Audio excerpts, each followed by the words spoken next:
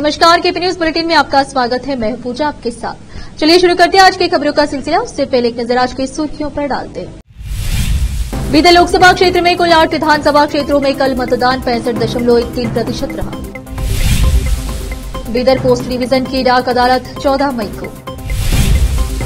चुनाव आयोग ने एक्स को कर्नाटक भाजपा के मुसलमानों को निशाना बनाने वाले नफरत भरे वीडियो को हटाने का आदेश दिया। एसटी रेवन्ना का कहना है कि एसआईटी मेरे खिलाफ साजिश की जांच कर रही है। चमड़ी का रंग कोई भी हो, सैम पित्रोदा के नस्लीय बयान पर पीएम मोदी का राहुल गांधी पर प्रहार, कहा शहजादे को जवाब देना होगा। आमतौर पर सांसद एक होता है, यहां आपको दो मिलेंगे। रायबरेली में प्रियंका गांधी ने ऐसा क्यों कहा?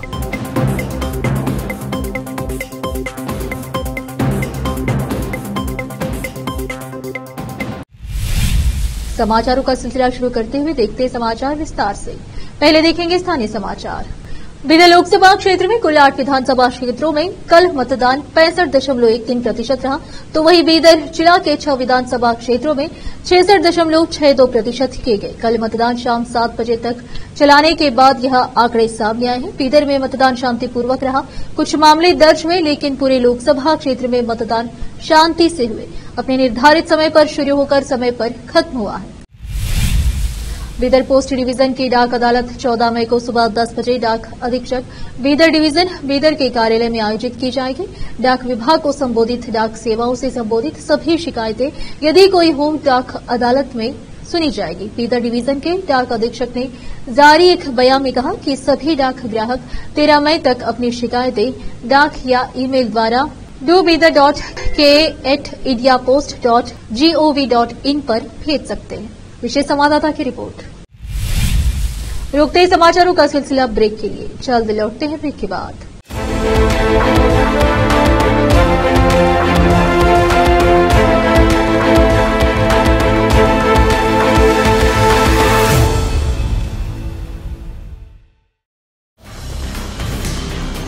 हिंदुस्तान के हर कोने में हम हैं मौजूद। 24 घंटे हालात पर गहरी नजर, खबरों से जुड़े चुपते सवालात, और आपको दिखाता है धार्मिक, सामाजिक, राजनीतिक, लोकल और इंटरनेशनल न्यूज की सबसे बेहतर कवरेज, जो आपको रखती है हर पल बाखबर। देश और दुनिया भर की खबर के लिए देखते रहें केपी न्यूज 24/7। ब्रेक के बाद आपका स्वागत है। आइए देखते हैं राज्य के अन्य समाचार।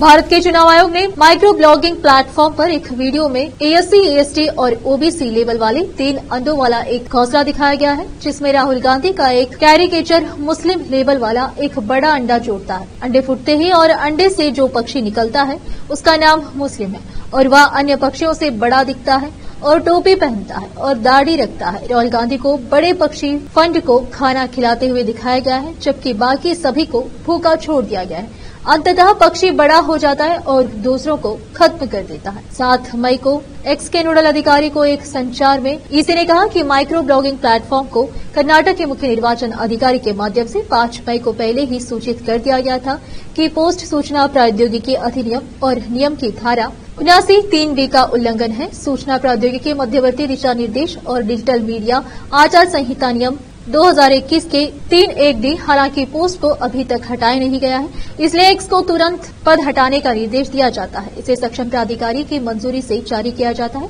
आधिकारिक सूचना तब आई जब कर्नाटक में 2 चरणों का लोकसभा चुनाव समाप्त होने वाला था।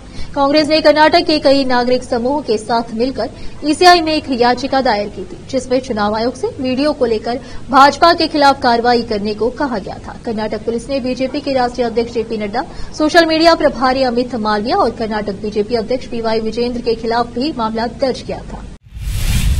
यौन उत्पीड़न मामले में आरोपी होली नरसीपुरा जेडीएस विधायक एसटी रेवन्ना ने मंगलवार को आरोप लगाया कि डीसीएम द्वारा मीडिया को दिए गए बयान और सीएम द्वारा पीएम को लिखे गए पत्र से स्पष्ट रूप से संकेत मिलता है कि एसआईटी जांच एक सोची समझी साजिश के अलावा और कुछ नहीं है। इसका उद्देश्य उसे और उसके परिवार को अपमानित करना था। रेवन्ना ने विशेष अदालत के समक्ष दायर अपनी जमानत याचिका में यह बात कही। अपनी अंतरिम अग्रिम जमानत याचिका खारिज होने से पहले और बाद के घटनाक्रम का जिक्र करते हुए रेवन्ना ने दलील दी कि एसआईटी जांच में ईमानदारी की कमी है और इसका एकमात्र उद्देश्य उन्हें गिरफ्तार करना और यह सुनिश्चित करना था कि उन्हें अपमानित किया जाए। हालांकि एसआईटी ने कहा कि जब उन्होंने पहली अग्रिम जमानत याचिका दायर की थी तब कोई गैर जमानती अपराध नहीं किया गया था, जिसे बाद में वापस ले लिया गया था। लेकिन उनकी गिरफ्तारी सुनिश्चित करने के लिए केवल एक महिला के अपहरण का आरोप लगाते हुए एक और मामला दर्ज किया गया था। विधायक के वकील ने कहा कि डीसीएम ने मीडिया में स्पष्ट रूप से कहा था कि रेवन्ना को गिरफ्तार किया जाएगा और कम से कम 2 महीने के लिए सलाखों के पीछे रखा जाएगा। इससे जांच की असली मंशा का पता चला। उन्होंने कहा कि एसआईटी का उद्देश्य यह सुनिश्चित करना था कि रेवन्ना और उनके परिवार को किसी न किसी बहाने अपमानित किया जाए। गुप्त मतदान पर ईसीआई दिशा निर्देश का उल्लंघन करने के लिए मंगलवार को दावणगेरे के भाजपा सांसद डॉक्टर जीएम सिद्धेश्वर के खिलाफ प्राथमिकी दर्ज की गई। चुनाव अधिकारियों द्वारा दर्ज की गई एक पुलिस शिकायत के अनुसार डॉक्टर सिद्धेश्वर दावणगेरे उत्तर विधानसभा क्षेत्र के Maganur Basappa public school booth number 236 पर मतदाताओं के डिब्बे में झांक रहे थे। डॉक्टर सिद्धेश्वर और उनके परिवार के सदस्य सुबह वोट देने बूथ पर गए। सबसे पहले मतदान करने वाले डॉक्टर सिद्धेश्वर बाहर आ रहे थे, तभी उनकी पत्नी और भाजपा उम्मीदवार गायत्री सिद्धेश्वर बूथ में दाखिल हुई। हालांकि डॉक्टर सिद्धेश्वर पीछे मुड़े और मतदाताओं के डिब्बे में चले गए और उसमें झांक कर देखा, जबकि गायत्री अपने मताधिकार का प्रयोग कर रही। चुनाव अधिकारियों ने इस कृत्य को ईसीआई दिशा निर्देश का उल्लंघन बताया। इस बीच डॉक्टर सिद्धेश्वर का मतदाताओं के कक्ष में झांकते हुए एक वीडियो सोशल मीडिया पर वायरल हो गया। दावणगेरे उत्तर के सहायक रिटर्निंग अधिकारी इस्माइल ने मामले की सूचना डीसी और दावणगेरे संसदीय क्षेत्र के रिटर्निंग अधिकारी डॉक्टर वेंकटेश एमवी को दी। सुबह 10:48 पर सीसीटीवी फुटेज की जांच करने के बाद उन्होंने दावणगेरे उत्तर विधानसभा क्षेत्र के एफएसटी प्रमुख राजेश कुमार एएनआर को पुलिस शिकायत दर्ज करने का निर्देश दिया। कुमार ने शाम करीब 5 बजे विद्यानगर पुलिस स्टेशन में शिकायत दर्ज कराई। फिर से रोकते समाचारों का सिलसिला एक ब्रेक के लिए, जल्द लौटते हैं ब्रेक के बाद।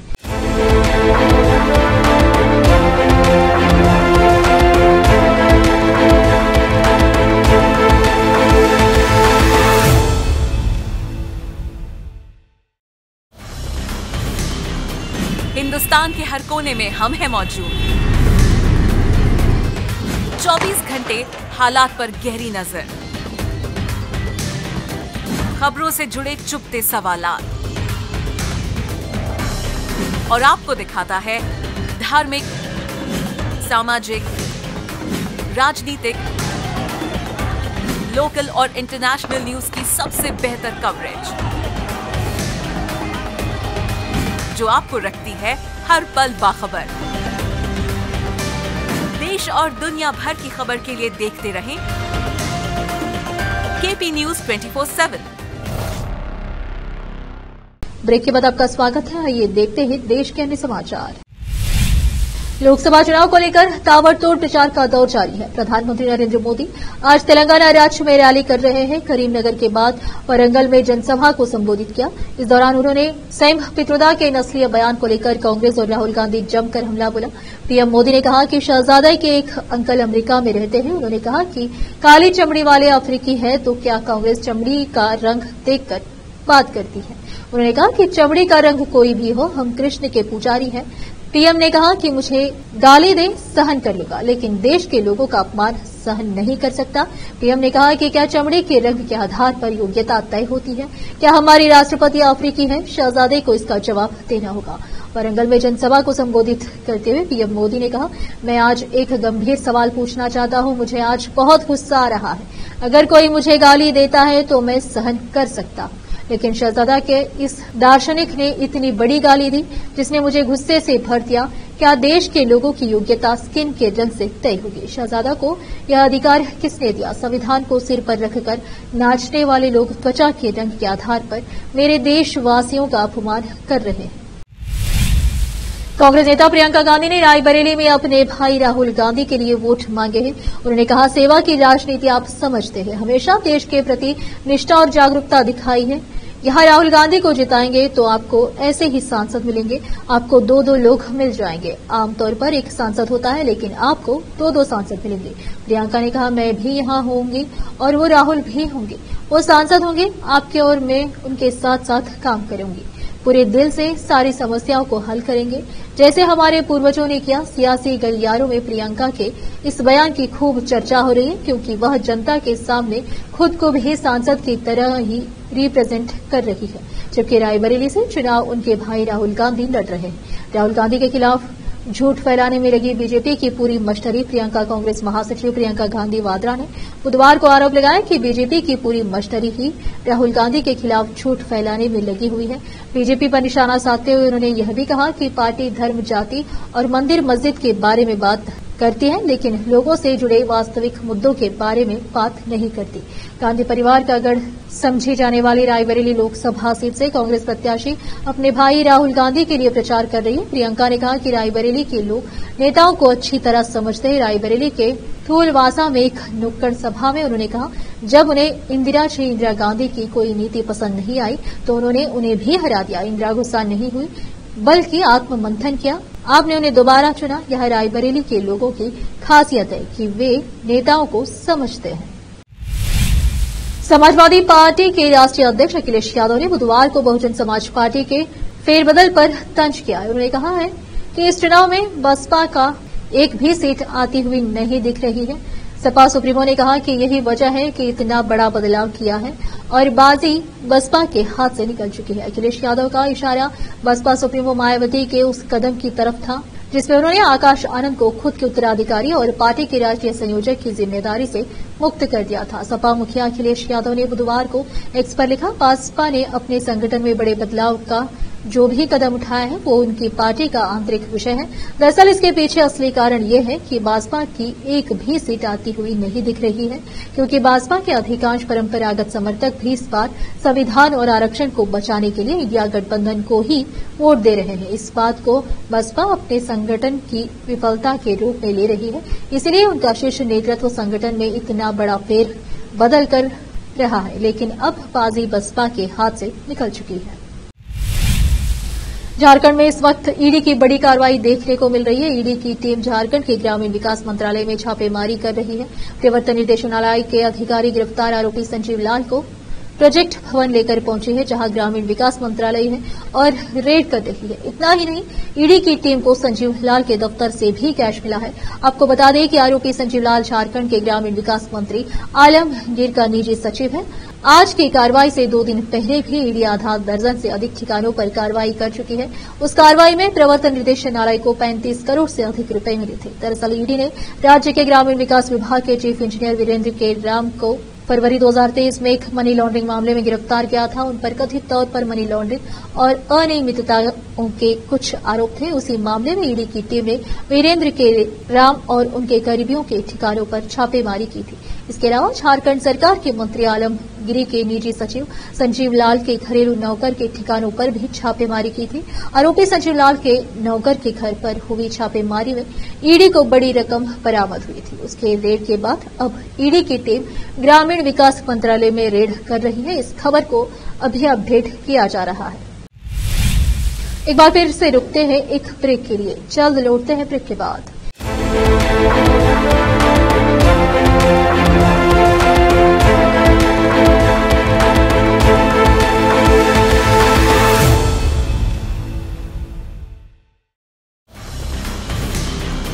हिंदुस्तान के हर कोने में हम हैं मौजूद।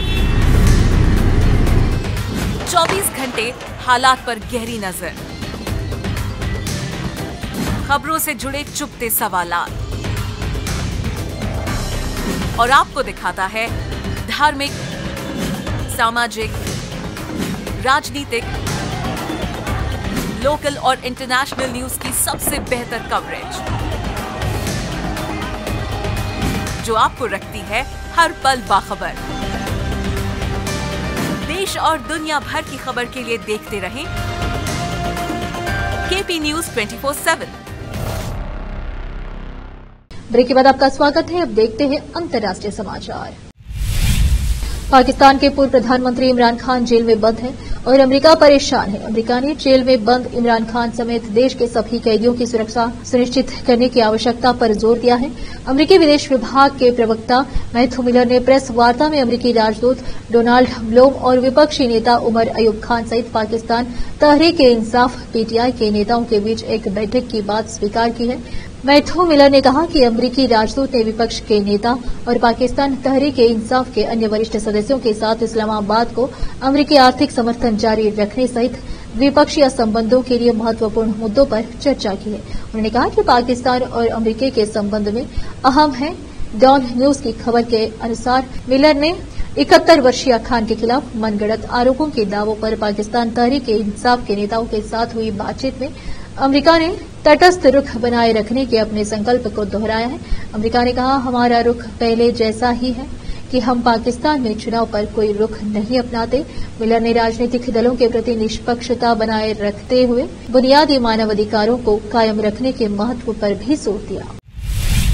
अमेरिका का स्पेस मिशन एक बार फिर उसके बोइंग विमान में खराबी आने से टाल दिया गया है। जानकारी के अनुसार बोइंग के एक रॉकेट में वाल्व संबंधित खराबी के कारण उसकी पहली अंतरिक्ष यात्री उड़ान को अगले सप्ताह के आखिर तक के लिए फिलहाल स्थगित कर दिया गया। इससे अमेरिकी मिशन को बड़ा झटका लगा है। यूनाइटेड लॉन्च अलायंस के एटलस 5 रॉकेट के ऊपरी चरण पर एक ऑक्सीजन दबाव राहत वाल्व कई बार खुला और बंद हुआ, जिससे तेज आवाज पैदा हुई और सोमवार रात को अंतरिक्ष यान प्रक्षेपण की उल्टी गिनती रोक दी गई। इससे वैज्ञानिकों में निराश पैदा हो गई है। इससे पहले भी कई बार बोइंग का स्पेस मिशन फेल हो चुका है।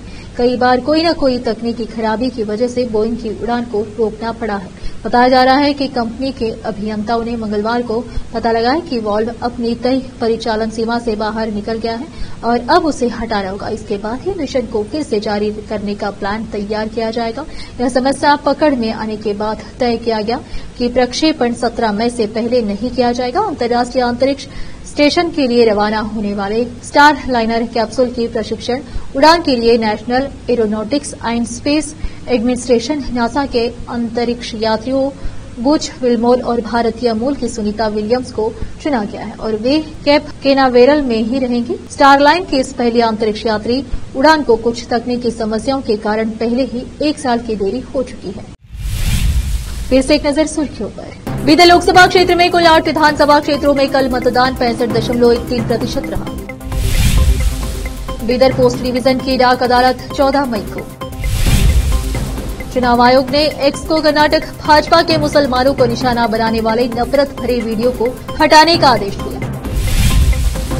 एसटी रेवन्ना का कहना है कि एसआईटी मेरे खिलाफ साजिश की जांच कर रही है। चमड़ी का रंग कोई भी हो, सैम पित्रोदा के नस्लीय बयान पर पीएम मोदी का राहुल गांधी पर प्रहार, कहा शहजादे को जवाब देना होगा। आमतौर पर सांसद एक होता है, यहाँ आपको 2 मिलेंगे। रायबरेली में प्रियंका गांधी ने ऐसा क्यों कहा?